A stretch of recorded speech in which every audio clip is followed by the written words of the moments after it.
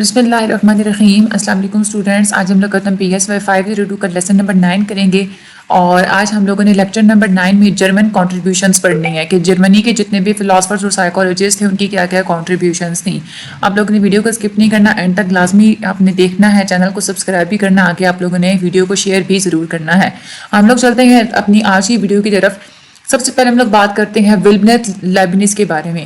یہ سب سے پہلے جرمن فلاسفر اور سائیکالوجسٹ تھے, یعنی کہ ایسے فلاسفر جو کہ جن کا تعلق جرمن سے ہے نا, تو جرمنی کے سب سے پہلے یہ فلاسفر اور سائیکالوجسٹ تھے جن کا نام تھا ولہم لائبنز. ٹھیک ہے, ان کی سب سے امپورٹنٹ کنٹریبیوشن یہ ہے کہ انہوں نے یہ کہا تھا کہ جو پوری دنیا ہے, ہیومن بینگز بھی اس میں انکلوڈ ہے, تو یہ ساری کی ساری دنیا اور یہ ہیومن بینگز ایٹم سے مل کے بنے ہوئے ہیں. تو ایک تو یہ اپنے MCQs کے حساب سے یہ بات یاد رکھنی ہے کہ ولہم لائبنز نے یہ بات کی تھی ایٹمز کے بارے میں, اور ان کی جو تھیوری تھی وہ ان کی بنیاد یہ تھی کہ پہلے سے ہی ایٹمز کے بارے میں جو ایک بلیف تھا لوگوں کا کہ ایک ایٹم ہی ہوتا ہے جو کہ سارے میٹر کو بناتا ہے, تو انہوں نے بھی یہی ایٹم کی ہی بیس پہ جو ہے نا وہ تھیوری بنائی تھی. لائبنز نے یہ جو پارٹیکلز ہوتے ہیں جن کو ہم لوگ ایٹمز کہتے ہیں ان کو انہوں نے موناڈز کا نام دیا تھا. ٹھیک ہے, تو یہ بھی آپ کے MCQs کے حساب سے بہت امپورٹنٹ ہے کہ لائبنز نے پارٹیکلز کو کیا کہا تھا, موناڈز کہا تھا. لائبنز نے فردر یہ بھی کہا تھا کہ جو موناڈز ہوتے ہیں نا وہ اسپرچول ہوتے ہیں نیچر میں, یعنی کہ وہ روحانی ہوتے ہیں, پرماننٹ ہوتے ہیں, کبھی بھی وہ ختم نہیں ہوتے اور انڈسٹرکٹیبل ہوتے ہیں, آپ ان کو ڈسٹرائے نہیں کر سکتے. اور وہ یہ بھی کہتے تھے کہ یہ جو موناڈز ہوتے ہیں ان کی اپنی گروتھ اور ڈیولپمنٹ کی کچھ سٹیجز ہوتی ہیں. لائبنز نے یہ کہا تھا کہ جو آبجیکٹس ہوتے ہیں, کوئی بھی جو نان لیونگ چیز ہوتی ہے نا, وہ سب سے لوویسٹ موناڈ سے مل کے بنی ہوتی ہے. اس کے بعد جو اینیملز ہوتے ہیں وہ ہائر موناڈ سے مل کے بنے ہوتے ہیں ایز کمپیئر ٹو آبجیکٹس, اور جو انسان ہوتے ہیں, جو مین ہے نا, یہ ہائیسٹ موناڈز سے مل کے بنے ہوئے ہوتے ہیں. تو اس کے بعد لائبنز یہ بھی کہتے ہیں کہ جب بھی ہم لوگ پیدا ہوتے ہیں ہم انہی موناڈز کے ساتھ ہم لوگ پیدا ہوتے ہیں, اور وقت گزرنے کے ساتھ ساتھ یہ والے موناڈز جو ہوتے ہیں یہ ڈیولپ ہوتے رہتے ہیں.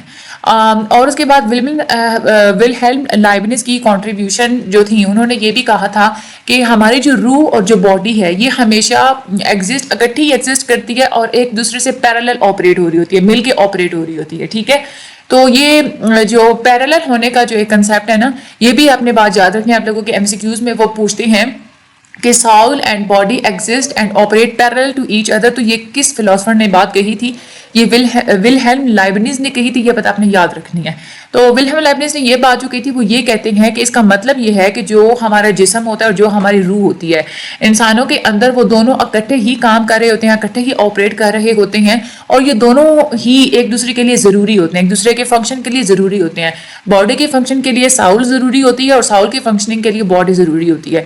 یہ جو ساؤل اور باڈی کے درمیان جو پیراللزم ہوتی ہے, اس کے ویو کو وہ کہتے ہیں سائیکو فزیکل پیراللزم. ٹھیک ہے, تو ایک تو یہ اپنے MCQs کے لحاظ سے یہ بھی اپنے MCQs آتا ہے کہ the parallelism of soul and body is known as, تو یہ کیا ہوتی ہے, سائیکو فزیکل پیراللزم ہوتی ہے. اور دوسرا اپنے MCQs ایسے بھی آتا ہے کہ سائیکو فزیکل پیراللزم کا کنسیپٹ دیا کس نے تھا, تو دیٹ از اے ولہم لائبنز. ٹھیک ہے, تو یہ ان کی ہو گئی کنٹریبیوشنز جنہوں نے مین جو ہے وہ ایٹمز کے اوپر بات کی تھی اور پیراللزم کے اوپر بات کی تھی. ٹھیک ہے, اور موناڈز کے اوپر انہوں نے بات کی تھی. یہ بات 3 باتیں آپ نے یاد رکھنی ہیں.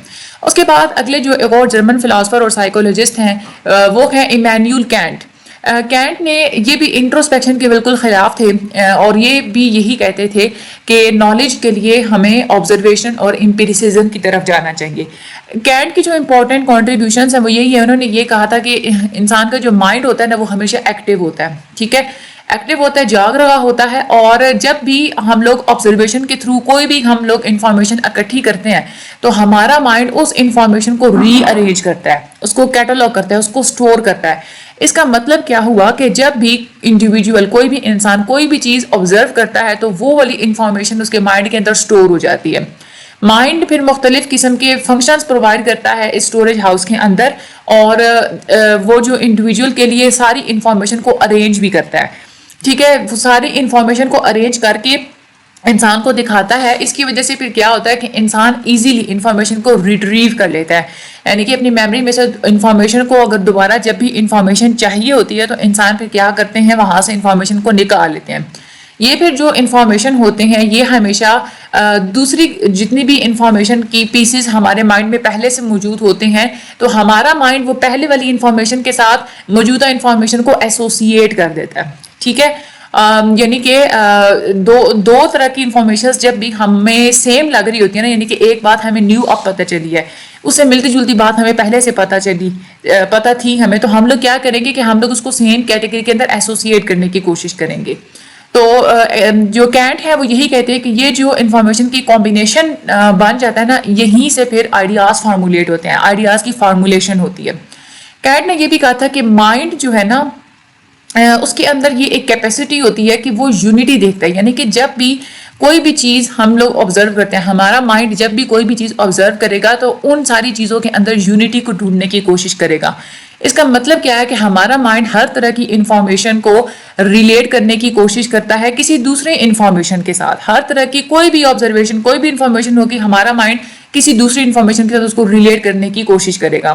تو یہ جو ایک ریلیٹ کرنے کا جو پروسیس ہوتا ہے، اسی کو کہا جاتا ہے یونٹی. ٹھیک ہے، تو یہ بھی آپ لوگوں کا بہت زیادہ امپورٹنٹ ہے کہ فارمولیشن آف آئیڈیاز کے اوپر اور یونٹی کے اوپر بات کس نے کی تھی؟ ایمینوئل کینٹ نے کی تھی.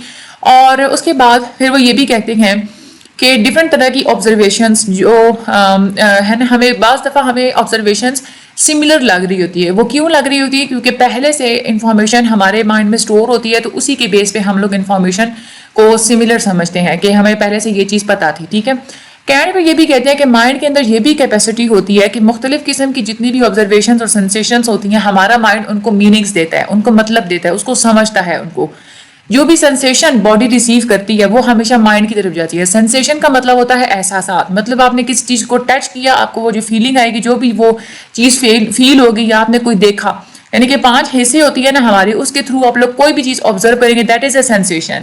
تو سینسیشن جب بھی باڈی ریسیو کرتی ہے تو وہ والی سینسیشن مائنڈ کے پاس چلی جاتی ہے.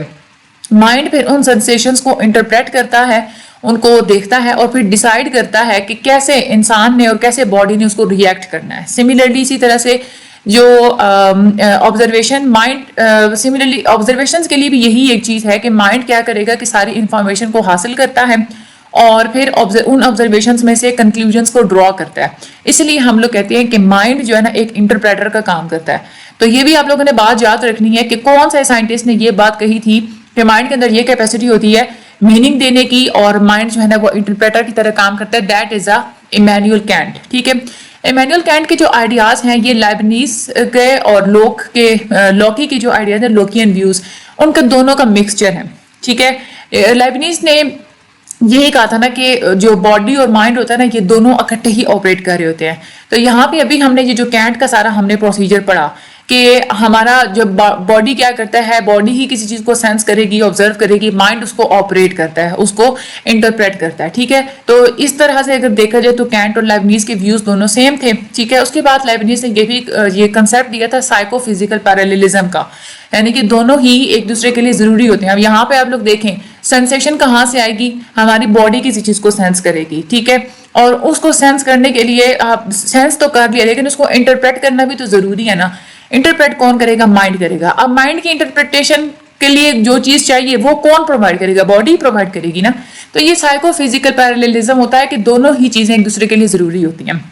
آن دی ادر ہینڈ اگر ہم لوگ دیکھیں کینٹ کا یہ ویو بالکل لوکی کے ویو جیسا بھی تھا. لوکی نے بھی یہی کہا تھا نا کہ جو انسان ہوتا ہے اس کا مائنڈ، جب انسان دنیا میں آتا ہے نا تو اس کے مائنڈ پہ سب کچھ نہیں لکھا ہوا ہوتا، بلکہ ٹائم ٹو ٹائم وقت کے ساتھ ساتھ وہ چیزوں کو سینس کرتا ہے، چیزوں کو سمجھتا ہے، ایکسپیرینس کرتا ہے، تو تب اس کا مائنڈ جو ہے نا وہ بلڈ ہوتا ہے. ٹھیک ہے، کینٹ نے بھی یہی کہا تھا، انہوں نے یہی کہا تھا کہ مائنڈ جو ہے نا ویسے میٹیریلی وہ ایگزسٹ نہیں کرتا، اس کے آپریشنز ویسے شروع سے ایگزسٹ نہیں کرتے، بلکہ وہ بلڈ ہوتے ہیں آبزرویشنز کے تھرو، سینسیشنز کے تھرو. ٹھیک ہے، کینٹ نے فردر یہ بھی کہا تھا کہ سائیکالوجی کو ہم لوگ سائنس نہیں کہہ سکتے، کیونکہ سائنس ہمیشہ میٹر کے ساتھ ڈیل کرتی ہے، لیکن ہمارا جو مائنڈ ہے نا وہ میٹر نہیں ہے، وہ میٹیریل نہیں ہے. ٹھیک ہے، وہ نان میٹیریل چیز ہے ایک. ٹھیک ہے، تو یہ آپ لوگوں نے بات یہاں پہ اس کا جو مین کنسیپٹ ہے وہ بھی آپ نے یاد رکھنا ہے. آگے ہم لوگ چلتے ہیں فرائیڈرچ ہیگل کے بارے میں ہم لوگ پڑھتے ہیں.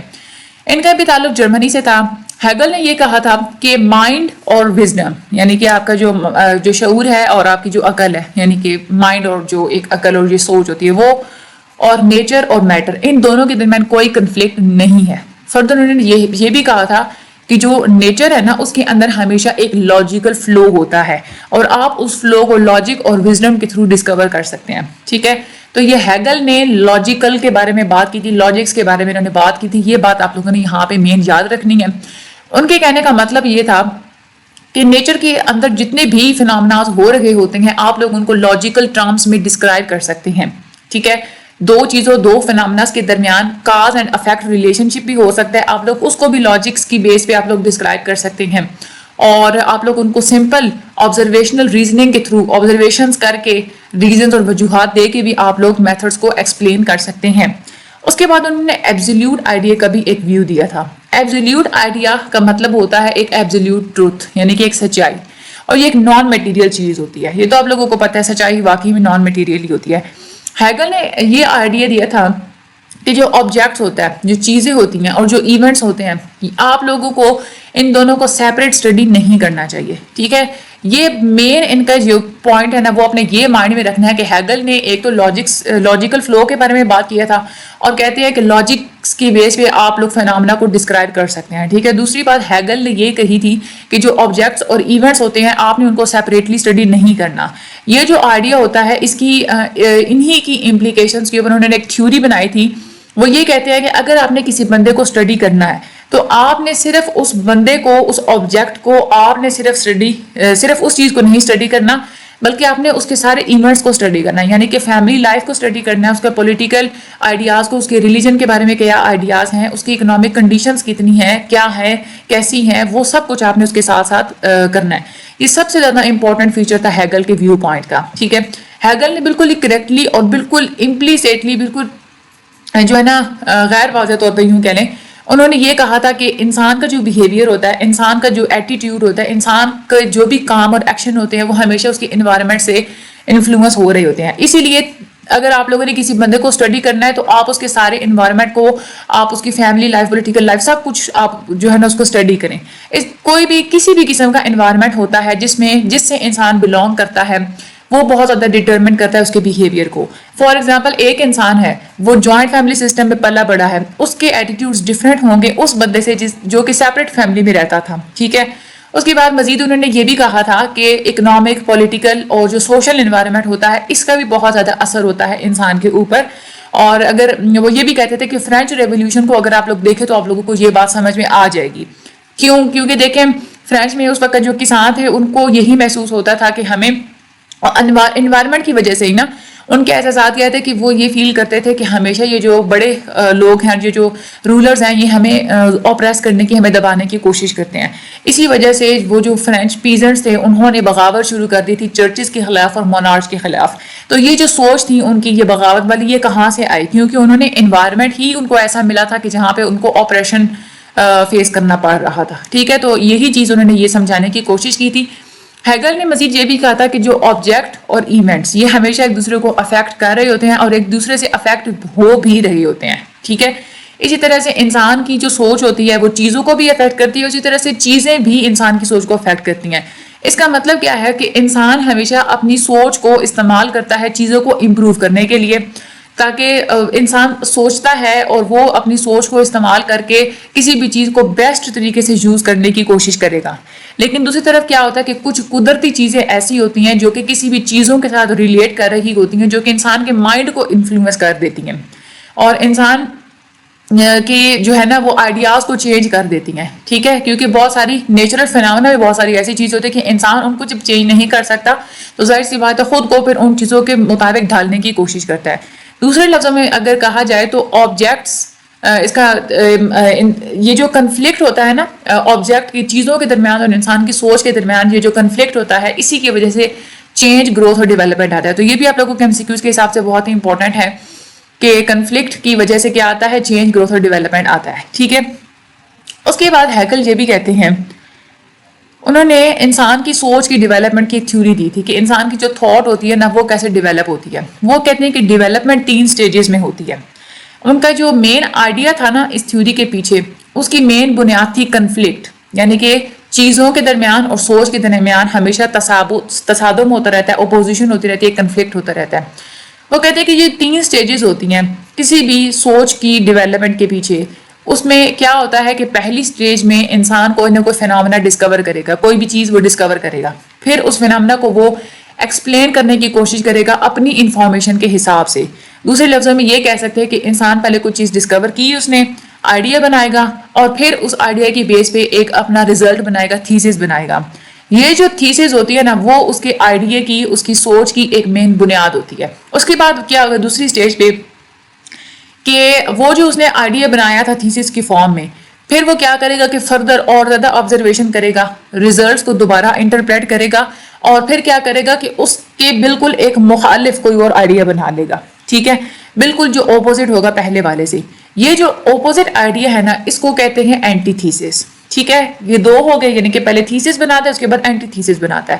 پھر وہ یہ کہتے ہیں کہ تیسری جو سٹیج ہوتی ہے نا ڈیولپمنٹ کی، اس میں کیا ہوتا ہے کہ یہ جو دو بالکل ایک دوسرے سے جدا آئیڈیاز ہوتے ہیں، کنفلکٹنگ اور کانٹراڈکٹری، ایک دوسرے سے بالکل اپوزٹ آئیڈیاز جو ہوتے ہیں نا یہ دونوں آپس میں جڑ جاتے ہیں، مل جاتے ہیں اور کوئی نیا آئیڈیا بنا لیتے ہیں.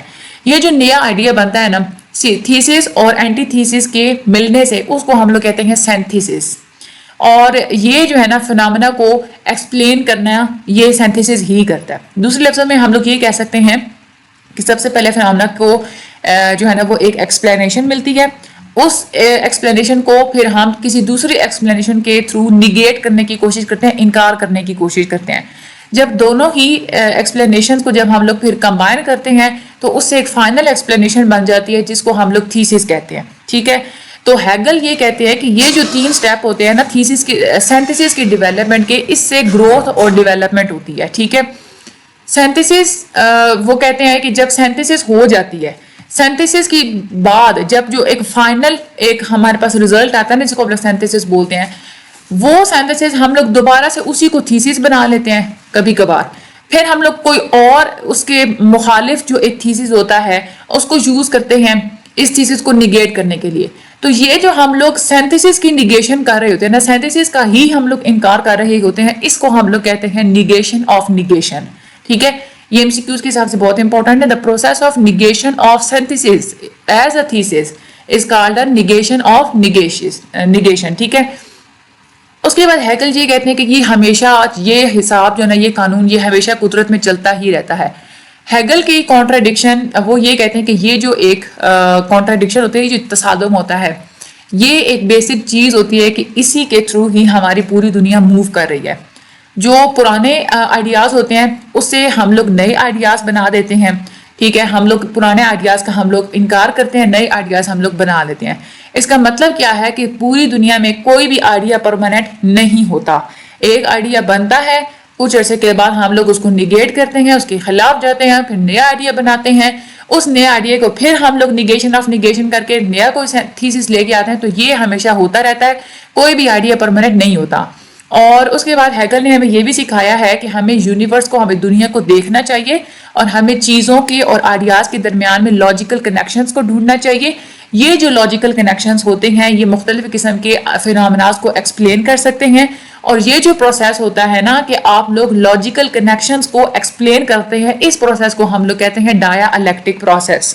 ٹھیک ہے، یعنی کہ وہ پروسیس جس میں آپ لوگ لاجیکل کنیکشنز ڈھونڈتے ہیں آبجیکٹ یعنی کہ چیزوں اور آئیڈیاز کے درمیان، اور ان کنیکشنز کی بیس پہ آپ لوگ مختلف فینومیناز کو ایکسپریس کرتے ہیں، ایکسپلین کرتے ہیں. تو وہ ہوتا ہے ڈایا الیکٹرک پروسیس.